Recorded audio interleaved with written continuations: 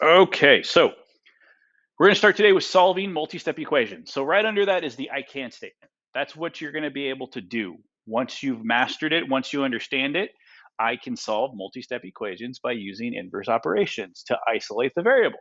So if someone wants to know, what are you doing today? Or what did you do today in math class? Right there, that's what it is. Okay? Okay, so 4 steps to solve equations. 4 steps to solve multi-step equations. First step, distribute. Okay, if needed. Sometimes we don't need to do that. Second step, combine like terms. Combine means put things together, right? Combine things that are the same. Third step, inverse operations. So when I say inverse, what's another word? What's a synonym for inverse? Yeah, Bruno? Opposite. There you go, opposite. So if I was to say add 3, what would the inverse be? There you go, subtract 3, minus 3, whatever, that's it. That's what we're going to do. We're going to do opposite.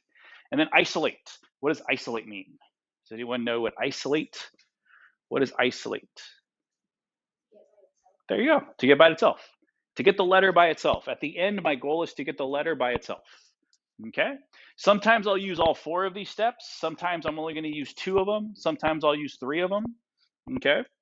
It just depends. So let's start with number 1. Example number 1.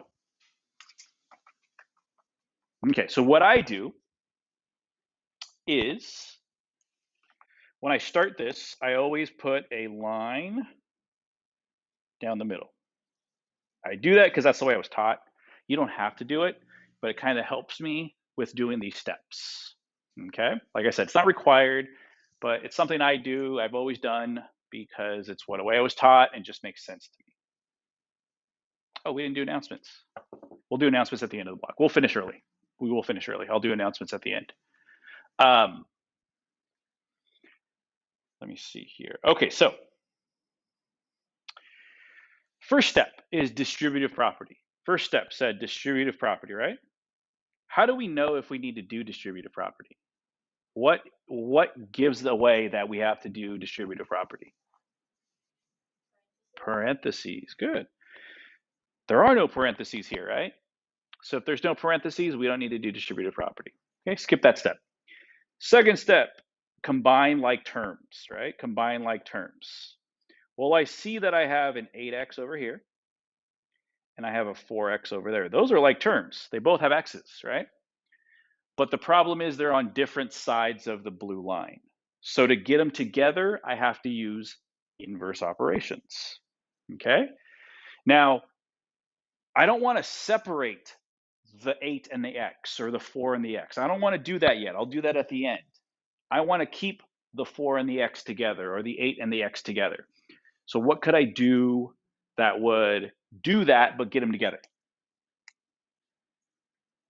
How can I move? Let's start with this 4. How can I get this 4 to combine with the 8? What do I have to do that? Subtract it. Yeah, do the opposite. I can't add them together to make 12 because they're not on the same side. To get them together, I have to do the opposite. So I'm going to subtract 4x from both sides. Could I have subtracted 8x from both sides? Yeah, you could have. It would have been this, you would have got the same answer. Okay? So 4x minus 4x, poof, goes away. 8x minus 4x is 4x. Move everything I haven't used down. So everything I haven't used, minus 10, minus 30, I haven't used yet. Okay? So x's are all together. Now the numbers are all, I got to get the numbers together. I got a minus 10 or a negative 10 and a negative 30. I want to get those together. So here's the question. I know I do the opposite, right? So am I going to add 30 to both sides? Or am I going to add 10 to both sides? There's only one right answer in this case. Because I want to get numbers and letters on opposite sides, right? So my only answer here is I add 10 to both sides.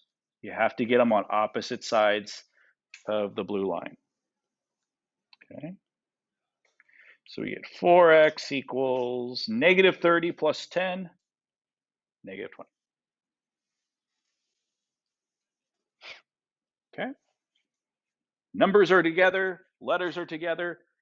Now I go to step 4, which is isolate. I want to get x by itself. I don't want that 4 out in front. So to get rid of that 4, what step am I going to use? Division. Yep, division. The opposite of multiplication, because it's 4 times x. So this becomes a 1x. 4 goes into negative 20. Negative 5 times. You're done. You guys have done that many, many times. Like I said, probably since like about 7th grade, we start solving equations. So you guys have been doing that for a while. So hopefully that kind of sounds familiar. I start with one that looks really familiar. Okay. All right. So open it up now or turn it over. Let's go to letter B.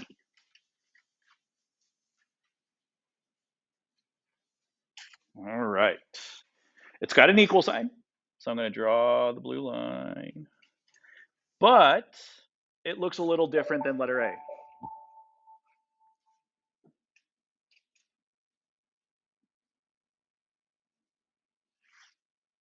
Attention teachers, CHS-TV was having some issues this morning. I'll try to load that up as quickly as I can. Thank you. Okay, so this one looks a little different.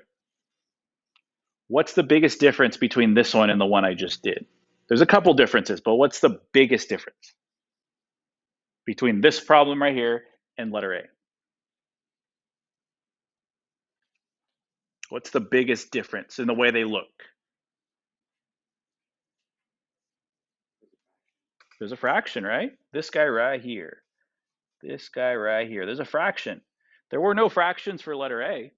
I mean, there's other differences, but that's probably the biggest one. Okay, so how do I say this? What's another way of thinking of a fraction? It's also it's not only a fraction, but what else is it? Division problem, right? It's a division problem. Okay. So the thing that's causing all of the problem with this is that division problem, right? Divide by 20. Well, what's the opposite of dividing by 20? So that's what I'm going to do to get rid of that, to undo it, right? But whatever you do to one side, you got to do to the other. Whatever you do to one side, you got to do to the other because it's an equation. So these 20s divide by each other and they make 1. So now I'm just left with 2x plus 3. And then over here, negative 1 times positive 20 makes a negative 20, right? Now it's not that big of a deal, right? Now the division's gone. So now it's just a problem like I've seen before, right? X's are on one side, numbers are on the other. So I'm going to subtract 3 from both sides.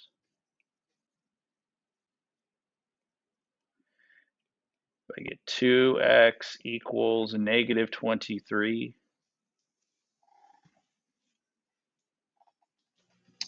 Divide like I did on the last problem to isolate x. X equals, what's the problem here though when I do this one? It's not going to be a whole number. It's going to be a fraction or a decimal. It's okay. It's all right. Just leave it like that.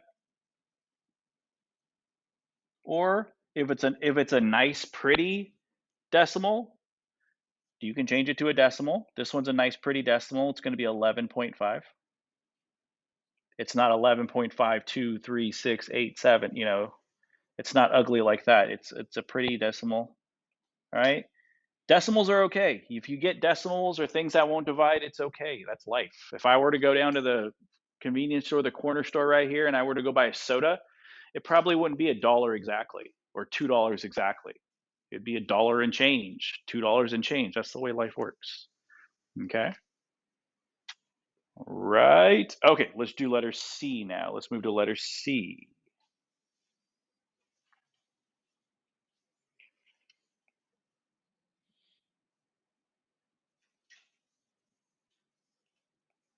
Okay, what does this one have that the others have not had? Parentheses. That's step 1. So now I have to do step 1. So distributive property. So when I do distributive property, they look like rainbows, right? What do I have to do when I do the rainbows? What operation? Am I going to add them, subtract them, multiply, divide? Multiplication. Good. Multiplication. So I'm multiplying the -2 out in front with the -3. -2 times -3 is +6, and it's got an x, so an x goes with it. So -2 times -2, +4. Everything else I haven't used just comes straight down. Eventually I'll use everything, but not yet. It's only step 1. Okay. Parentheses are gone. So once parentheses are gone, that means no more distributive property. Combine like terms. I do have like terms. I have like terms here and here. But what's different about these like terms that was different than like this guy here? They're on the same exact side. So if they're on the same side, I don't have to do the opposite. I don't have to add 5x to both sides or subtract 6x from both sides because they're both already on the same side. So I just combine them. I add them together. So 6 plus a -5, +1, x. Do I need that 1 in front? No, it doesn't hurt. It doesn't hurt, but I don't need it. All right, the next thing I got to do is combine these two guys here. They're both on the same side, so I don't need to do the opposite. So when I add those two guys up, I get +7.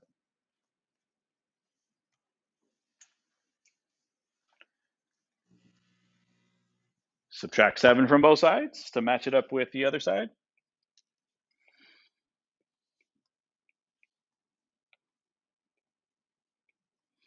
I get x equals -9. X is by itself. Okay. All right, so what I want you to do now is letter D. Look at letter D. It should look very familiar to letter C. They should look very familiar. Letter D should. I want you to try that one, do that one on your own. Do that one on your own. I'll give you a few minutes to do that one on your own. If you get the right answer, great. If you don't get the right answer, it's okay. We're going to go over it in a few minutes, okay?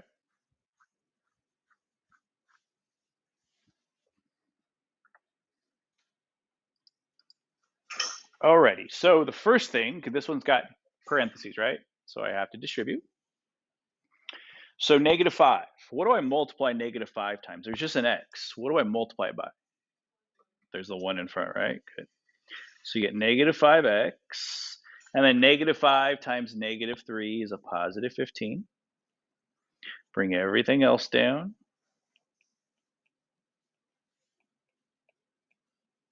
Okay.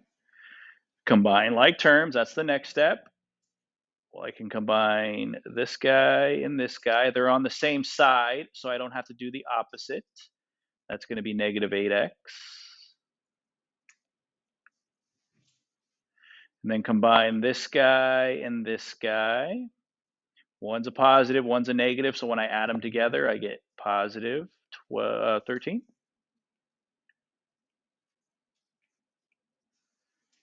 Okay. So now I have like terms, but they're on different sides, here and here. So since they're on different sides, I have to do the opposite. So am I going to subtract 13 or am I going to subtract 45? 13, good. 13, because I got to get them on opposite sides.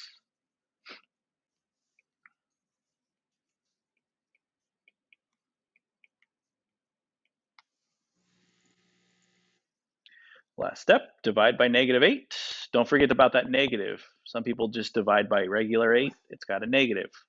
If I don't divide by negative, that negative is going to stay there. So negative goes into a positive, -4 times. Okay. All right. Okay, last one. Last one. Letter E. Try letter E on your own. I'm going to give you some time to do that one on your own if you haven't already. Try it on your own. It kind of is a combination of the last two problems we did and letter B. It's kind of a combination of all three of these problems we've done already. Use the steps.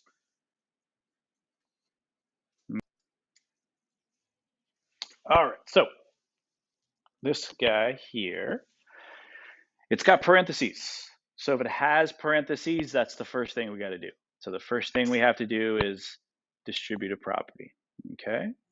So it's going to be 2 equals 35x plus 42.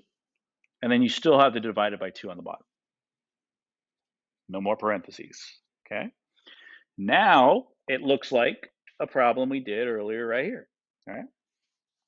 So the division divided by 20 on this problem looks like the divided by 2 on this problem.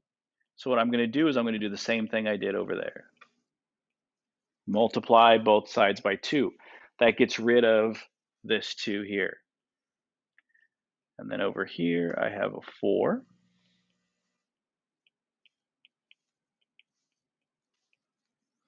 Okay. Subtract 42 from both sides.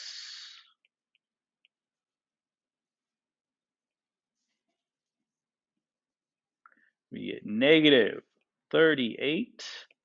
And then I have 35 over here, 35x.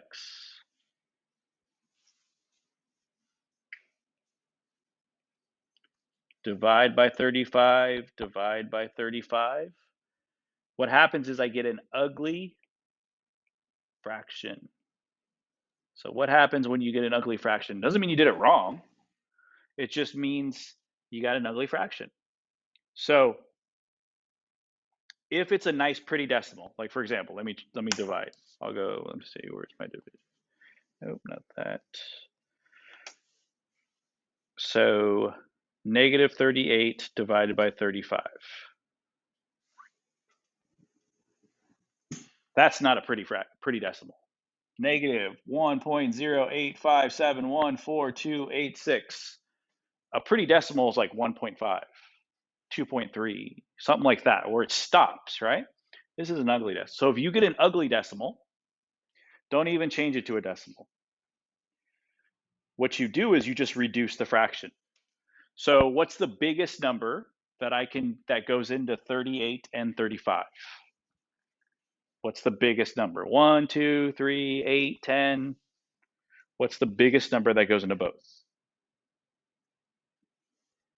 We know 1 goes in. Does 2 go into both? No. 2 doesn't go into the bottom, doesn't go into 35. 3, does 3 go into both?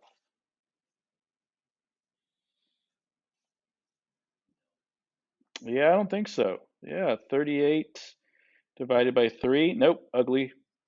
38 divided by, oops, no. 38 divided by 4, no. I know 30, it goes into 35. 5 goes into 35, but it won't go into 38. 9, no. 10, no. So the only thing that goes in is 1. So if that's the case, it's already reduced. We're done. Okay. Don't change it to a decimal, because if you change it to a decimal, it rounds the answer. I don't want the rounded answer. Like, the reason it stops at 6 here is because my calculator said I'm not writing any more numbers. But if I had a big enough calculator, it would keep going after the 6. There'd be other numbers after the 6. I don't want to have to write all those down. So that we don't, and it didn't say round your answer, the question didn't say round your answer, we would just leave it like that. Okay? Now, if it was like negative 40 over 35, I can reduce those. I can divide both those by 5. And I would get negative 8 over 7. But that's not the case here. Okay?